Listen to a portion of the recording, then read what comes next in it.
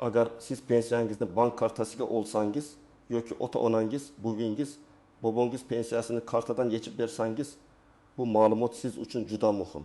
Chunki hozir pensiyani kartaga olish tartibida odamlar e'tibor bermaydigan. Lekin keyin pul to'xtab qolishiga, ortiqcha ovora bo'lishga yoki hujjat talab qilinishiga sabab bo'ladigan jihatlar bor. Men bugun sizga oddiy tilda tushuntirib beraman. Kim xavotir olish kerak? Kimda muammo bo'lmaydi? Qanday holatda pensiya kartaga tushmay qolishi mumkin va bunday vaziyatda nima qilish kerak? Videoni hoziroq oxirigacha ko'ring. Kanalga obuna bo'ling va like bosib qo'ying. Chunki bu mavzu deyarli har bir oilaga tegishli. Avvallari ko'pchilik pensiyani naqd pul shaklida, ya'ni pochta orqali yoki maxsus tarqatish tartibida olardi. Pensioner uyida bo'lsa, pul olib kelinardi, imzo qo'yardi, pulni sanab olardi. Bu tartib ko'p yillar davomida odamlar uchun odatiy bo'lib qolgan edi. Lekin bu usulda ham muammolar ko'p bo'lgan. Pul kechikishi, odam uyda bo'lmasa qayta kelish. Qariyalar navbat kutishi, ayrim hollarda boshqa odamlarning aralashuvi, hisob-kitobda chalkashlik, pensionerning o'zi pulni oldimi yoki boshqa birov oldimi degan savollar. Hozir esa pensiyani bank kartasiga o'tkazish kengayib bormoqda. Buning yaxshi tomoni bor. Pul tushgan zahoti uni bankomatdan yechish, do'konda karta orqali to'lash, mobil ilovada qoldiqni ko'rish. Farzandlar yordamida kommunal to'lovlarni amalga oshirish mumkin. Lekin shu bilan birga yangi mas'uliyat ham paydo bo'ladi. Karta kimning nomida? PIN kodni kim biladi? Pensioner tirikligi va yashash joyi bo'yicha ma'lumotlar tasdiqlanganmi? Bank kartasi muddati tugamaganmi? Pensiya jamg'armasi va bankdagi ma'lumotlar bir-biriga mosmi? Mana shu oddiy ko'ringan savollar hal qilinmasa, pensiya vaqtida tushmay qolishi yoki karta bloklanishi mumkin. Men ko'p uchratadigan birinchi xato shuki, odamlar pensiya kartaga tushyapti, demak hammasi avtomatik, hech qachon muammo bo'lmaydi deb o'ylaydi. Aslida karta ham hujjatga bog'langan moliyaviy vosita. Agar pasport yoki ID karta almashsa, telefon raqami o'zgarsa, bank kartasi muddati tugasa, yashash joyi bo'yicha ro'yxat ma'lumoti yangilansa. Bu ma'lumotlar tegishli joylarda to'g'ri aks etishi kerak. Aks holda pul hisoblangan bo'lsa ham uni ishlatishda muammo chiqadi. Hozir davlat to'lovlari, jumladan pensiyalar, tobora ko'proq elektron nazorat va bank tizimi orqali yuritilyapti. Bu nimani anglatadi? Endi pul faqat falon odam pensioner degan umumiy ma'lumot bilan berilmaydi. Tizim shaxsni, hisob raqamini, bank kartasini, hujjatni, ayrim hollarda yashash va tasdiqlash ma'lumotlarini solishtiradi. Bu pensionerlarning huquqini himoya qilish uchun ham kerak. Chunki pensiya tirik va huquqi bor shaxsga to'lanishi kerak. Agar odam vafot etgan bo'lsa, boshqa birov uning kartasidan pul yechishda davom etishi qonuniy muammo tug'diradi. Ikkinchi tomondan, ayrim pensionerlar o'zlari bankka bora olmaydi. Masalan, ko'zindagi yoshli onaxon bor, ko'zi yaxshi ko'rmaydi, yurishi qiyin. Uning kartasi bor, lekin pulni har oy o'g'li yechib beradi. Bu hayotda juda ko'p uchraydigan holat. Agar o'g'il faqat onasiga yordam berayotgan bo'lsa, bu boshqa masala.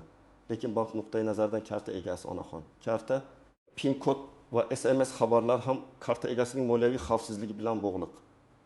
Shuning uchun men doim aytaman, yordam berish boshqa, hujjatsiz boshqarish boshqa. Agar pensionerning o'zi bora olmasa, ishonchnoma, vasiylik, homiylik yoki qonuniy vakillik masalasini to'g'ri rasmiylashtirish kerak bo'lishi mumkin. Uchinchi o'zgarish shuki, banklar ham mijoz ma'lumotlarini yangilab turadi. Kartaning muddati tugagan bo'lsa, yangi karta kerak. Eski karta ishlamay qolsa, odamlar pensiyam kelmadi deb o'ylaydi. Aslida pensiya hisobga tushgan bo'lishi mumkin, lekin karta muddati o'tgan. Bloklangan yoki telefon raqami eski bo'lgani uchun puldan foydalanish qiyinlashgan bo'ladi. Shuning uchun muammoni faqat pensiya jamg'armasidan izlamaslik kerak. Ba'zan masala bankda, ba'zan hujjatda, ba'zan telefon raqamida. Ba'zan esa pensionerning shaxsiy ma'lumotlari yangilanmaganida bo'ladi. Birinchi navbatda pensiyasini kartaga olayotgan barcha pensionerlar e'tibor berishi kerak. Ayniqsa yoshi katta, bank ilovasidan foydalanmaydigan, SMS xabarlarini o'qimaydigan, bankomatdan pul yechishni boshqa odamga topshiradigan pensionerlar. Chunki bunday holatda xatolikni vaqtida bilish qiyin. Masalan, pensioner har oy 20 million 200 ming so'm pensiya oladi. O'g'li bankomatdan pul yechib beradi. Bir kuni karta ishlamaydi. Oila pensiya tushmabdi deb o'ylaydi. Banka borsa karta muddati 2 hafta oldin tugagan bo'ladi. Pensiya hisobga tushgan. Lekin karta yangilanmagani uchun yechib bo'lmayapti. Agar oldindan karta muddatiga qarab qo'yilganda bu muammo bo'lmasdi. Ikkinchi guruh boshqa viloyatga ko'chgan yoki vaqtincha boshqa joyda yashayotgan pensionerlar. Masalan, pensioner Samarqandda ro'yxatda, lekin Toshkentda farzandinikida yashayapti. Pensiya kartaga tushib turibdi. Bir qarashda muammo yo'q. Lekin hujjat yashash joyi yoki pensiya ishi bo'yicha ma'lumot talab qilinganda odam qayerga murojaat qilishni bilmay qoladi. Shuning uchun ko'chgan bo'lsangiz, doim ro'yxat, bank filiali, pensiya jamg'armasi bo'limi va hujjatlaringizdagi ma'lumotlarni tekshirtirib qo'yish kerak. 3-guruh nogironligi bo'yicha pensiya yoki nafaqa oladiganlar. Bunday to'lovlarda tibbiy xulosa, nogironlik muddati, qayta ko'rik, hujjatlarning amal qilish davri juda muhim. Masalan, bir fuqaro 2 guruh nogironligi bo'yicha nafaqa oladi. Uning kartasiga har oy pul tushadi.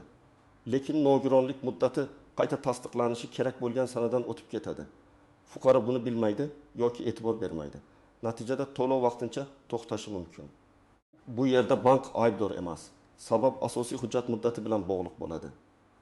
4-guruh chet elga ketgan yoki uzoq muddat uyda bo'lmaydigan pensionerlar. Agar pensioner uzoq muddat boshqa davlatda bo'lsa, pensiya to'lovi bo'yicha alohida tartiblar va tasdiqlash talablari bo'lishi mumkin. Men bunday odamlarga doim maslahat beraman. Ketishdan oldin tuman pensiya jamg'armasi bo'limiga murojaat qilib, vaziyatingizni ochiq ayting. Men falon muddat chet elda bo'laman. Pensiyam kartaga tushaveradimi? Qanday hujjat kerak bo'ladi? deb yozma yoki rasmiy tushuntirish oling. Chunki keyin masofadan turib muammoni hal qilish ancha qiyin bo'ladi. Agar sizning pensiya kartangiz faol bo'lsa, karta muddati tugamagan bo'lsa, pasport yoki ID ma'lumotlaringiz bankda yangilangan bo'lsa, telefon raqamingiz o'zingizniki bo'lsa, pensiya har oy odatdagidek tushayotgan bo'lsa, unda vahima qilishga hojat yo'q. Lekin bu hech narsani tekshirmang degani emas. Kamida bir necha oyda bir marta karta muddatini, SMS xabarlarni, bank ilovasidagi qoldiqni, hujjatlaringizdagi ma'lumotlarni tekshirib turish kerak. Masalan, pensioner har oy 900 ming so'm pensiya oladi. Karta muddati 2027 yilgacha. Telefon raqami o'z nomida, bank ilovasi farzandining telefonda emas, o'z raqamiga ulangan. Bunday holatda xavf ancha past. Lekin PIN kodni qo'shniga, tanishga, qarindoshga aytib qo'yish baribir xavf. Chunki karta orqali pul yechilganidan keyin men ruxsat bermagan edim deb isbotlash oson bo'lmaydi. Bank kartasi naqd pulga o'xshaydi. Kim PIN kodni bilsa, bankomatdan pul yechishi mumkin. Birinchi misol, 6 yoshli otaxon 1.500.000 so'm pensiya oladi. Kartani o'zi ishlatmaydi. Nabirasi bankomatdan yechib beradi. Bir oy nabira 1.500.000 so'm emas, 1.200.000 so'm olib keladi va komissiya ushladi deydi. Aslida bankomatdan yechishda odatda komissiya bo'lishi mumkin. Lekin 300.000 so'm komissiya bo'lishi mantiqqa to'g'ri kelmaydi. Otaxon SMS'ni o'qimaydi, bankdan ko'chirma olmaydi. 3 oyda 900.000 so'm yo'qoladi. Bunday holatda eng to'g'ri yo'l bankdan hisob varaq ko'chirmasini olish. Qaysi kuni qancha pul yechilganini ko'rish va kelajakda kartani faqat ishonchli tartibda ishlatish. Agar haqiqatdan pul noqonuniy olingan bo'lsa, bankka va zarur bo'lsa huquqni muhofaza qiluvchi organlarga murojaat qilinadi. Ikkinchi misol. Onaxon pensiyasini kartaga oladi, lekin pasportini ID kartaga almashtirgan. Bankdagi ma'lumot eski pasport bo'yicha qolgan. Bir kuni bank kartani yangilashda yoki operatsiyada qo'shimcha tekshiruv so'raydi.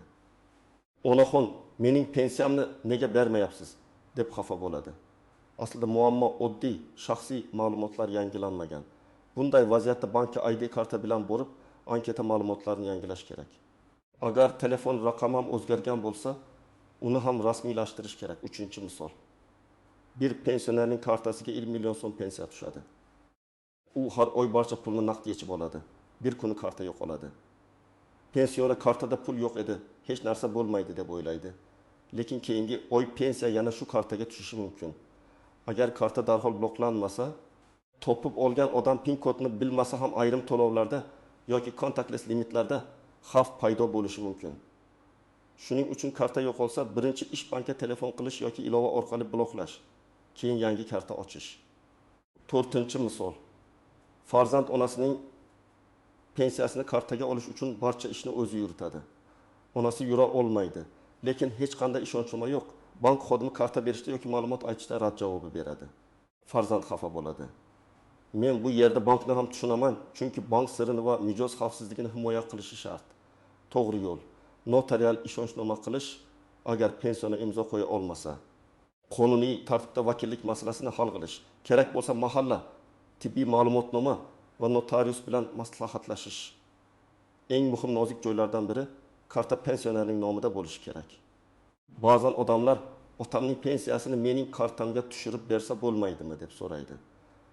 Umumiy qoida shuki, pensiya pensionerning o'ziga tegishli to'lov. Uni boshqa odamning kartasiga o'tkazish masalasi oddiy qulaylik sifatida qaralmaydi. Chunki bu pulning egasi soliqqa aloqasi, bank nazorati, meros va javobgarlik masalalarini keltirib chiqaradi. Agar pensioner o'zi boshqara olmasa, vakillik hujjatlari orqali qonuniy yo'l tanlanadi. Ikkinchi nozik joy, pensiya tushgan karta qarzdorlik, ijro hujjati yoki bola kirovka bilan bog'liq bo'lishi mumkin. Masalan, odamda kredit qarzi bor, aliment, jarima yoki sud qarori bo'yicha undirish bor. Ba'zi holatlarda hisob varaqqa cheklov qo'yilishi mumkin.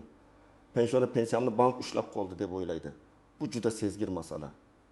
Bunday vaziyatda bankdan rasmiy sababini so'rash, majburiy ijro byurosi yoki tegishli organ bilan bog'lanish, qaysi qaror asosida cheklov qo'yilganini aniqlash kerak. Hech qachon faqat og'zaki gap bilan cheklanib qolmang. Uchinchi nozik joy, plastik karta hisob varaq bir narsa emas. Ko'p odam karta ishlamasa pul yo'q deb o'ylaydi. Aslida karta hisob varaqqa ulangan vosita. Karta muddati tugashi mumkin, lekin hisob varaqda pul bo'lishi mumkin. Shuning uchun bankka borganda kartam ishlamayapti, pensiyam tushmadimi deb emas. Mening pensiya hisob varag'imga pul tushganmi? Karta holati qanday deb so'rash aniqroq bo'ladi. 4-chi nozik joy, SMS xabarlar va mobil ilova. Agar SMS boshqa odamning telefoniga ulangan bo'lsa, pensioner o'z pulini nazorat qila olmaydi. Men tavsiya qilaman, pensionerning o'zi o'qiy olmasa ham SMS ishonchli yaqin qarindoshda bo'lsin. Lekin bu qarindosh har oy tushum va yechimlarni pensionerga aytib tursin. Yana yaxshi yo'l, har oy bankdan yoki ilovadan qisqa ko'chirma chiqarib, pul qachon tushganini va qachon yechilganini tekshirish. Firibgarlar, pensiya kartasi bor odamlarga kartangiz blok bo'ladi, pensiyangiz to'xtaydi. Kompensatsiya pulini chiqarib beramiz, kod ayting deb qo'ng'iroq qilishlari mumkin. Men qat'iy aytaman, hech kimga SMS kod, pin kod, karta orqasidagi raqam, bank ilovasi parolini aytmang. Bank xodimi ham sizdan pin kod so'ramaydi. Pensiya jamg'armasi xodimi ham karta parolini so'ramaydi. Agar kimdir shunday so'rasa, bu juda katta ogohlantiruvchi belgi. Ayrim pensionerlar sog'lig'i sababli bankka bora olmaydi. Bunday holatda endi pensiya ola olmayman deb o'ylash noto'g'ri. Yechim bor, lekin hujjat bilan. Notarius orqali ishonchnoma rasmiylashtirish mumkin. Agar pensiyaga yotib qolgan bo'lsa, ayrim holatlarda notariusni uyga chaqirish imkoniyati bo'ladi. Bunda pensionerning shaxsi, xohishi va aqliy holati tasdiqlanishi kerak. Agar odam imzo qo'ya olmasa, bu masala alohida tartibda hal qilinadi. Shuning uchun avval mahalla, oilaviy shifokor va notarius bilan maslahatlashish kerak. Yana bir vaziyat, pensioner vafot etgandan keyin kartaga pul tushishi. Bu juda ehtiyotkorlik talab qiladigan holat. Oila a'zolari baribir ota-onamizning puli edi deb kartadan pul yechib olishi mumkin. Lekin huquqiy tomondan pensiya vafot sanasigacha hisoblanadi. Undan keyingi to'lovlar qaytarilishi yoki tekshirilishi mumkin. Dafn puli, meros, o'limay qolgan pensiya kabi masalalar alohida tartibda hal qilinadi. Shuning uchun bunday vaziyatda kartadan shoshilib pul yechish o'rniga pensiya jamg'armasi bo'limiga va bankka murojaat qilib qonuniy yo'lni aniqlash kerak. Yana bir istisno, pensiya miqdori o'zgarganda. Ba'zan odamlar o'tgan oy 20 million 300 ming tushgan edi, bu oy 20 million 200 ming tushdi. Demak, kimdir ushlab qoldi deyshadi. Sabablar turlicha bo'lishi mumkin. Qayta hisoblash, qarzdorlik bo'yicha ushlanma, oldingi oy ortiqcha to'lovni qaytarish, nafaqa muddati, hujjatdagi o'zgarish yoki bankdagi komissiya. Bunda eng to'g'ri yo'l taxmin qilish emas, rasmiy ma'lumot olish. Pensiya jamg'armasidan hisob kitobni so'rang, bankdan esa hisob varaq ko'chirmasini oling. Ikkalasini solishtirsangiz pul qayerda kamayganini ko'rasiz. Endi nima qilish kerakligini bosqichma-bosqich aytaman.